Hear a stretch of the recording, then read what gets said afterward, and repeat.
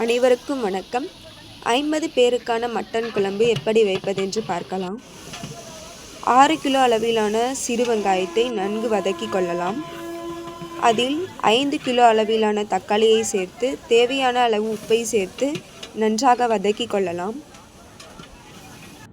தக்காளி நன்கு வதங்கிய பிறகு அதில் 400 கிராம் அளவிலான மிளகாய் தூளை சேர்த்து கொள்ளலாம். பிறகு மட்டன் மசாலா 400 கிராம் சேர்த்து கொள்ளலாம். மல்லித்தூள் 400 கிராம் சேர்த்து கொள்ளலாம். அதில் 100 கிராம் அளவிலான கரம் மசாலா சேர்த்து நன்றாக வதக்கி கொள்ளலாம். 15 முதல் 20 வரையிலான பட்டை மற்றும் லவங்கம் சேர்த்து நன்றாக வதக்கி கொள்ளலாம்.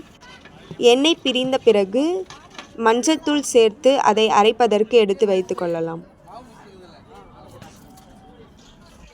1 லிட்டர் எண்ணெயில் 20 முதல் 25 அளவிலான பச்சை மிளகாய், பட்டை, லவங்கம் எல்லாவற்றையும் சேர்த்து நன்றாக வதக்கிய பிறகு இஞ்சி பூண்டு விழுது சுமார் 600 கிராம் அளவிலான இஞ்சி பூண்டு விழுதை சேர்த்து நன்றாக வதக்கி கொள்ளலாம்.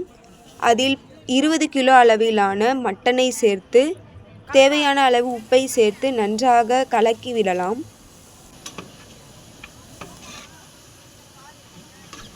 இஞ்சி பூண்டு விழுது மற்றும் மட்டன் அவை அனைத்தையும் நன்றாக சேர்த்து சமமாக கலந்து விட்டு கொள்ளலாம்.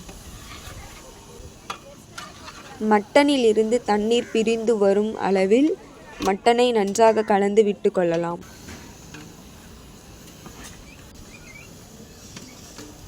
நன்றாக கலக்கிவிட்ட பிறகு கடைகளில் விற்கும் ஸ்ப்ரைட் போன்ற குளிர்பானங்களை அதில் சேர்த்து கொள்ளலாம். காரணம், முத்தின ஆடு சீக்கிரம் வேகாதுன்னு சொல்லுவாங்க.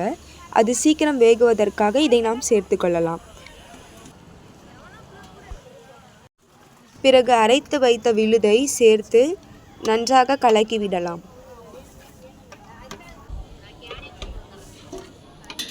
நன்றாக கலக்கிவிட்ட பிறகு அதில் தேவையான அளவு தண்ணீரை ஊற்றிக்கொள்ளலாம். நன்றாக கொதி வந்த பிறகு தேங்காய் விழுதை சேர்க்க வேண்டும். ஆனால் இதில் தவறிவிட்டது. 10 முதல் 15 அளவிலான தேங்காய் விழுதை இதில் சேர்த்து கொள்ளலாம். நன்றாக கொதி வந்த பிறகு அதில் சிறிதளவு கொத்தமல்லியை சேர்த்து சற்று நேரம் கொதிவிட்ட பிறகு இறக்கி வைக்கலாம்.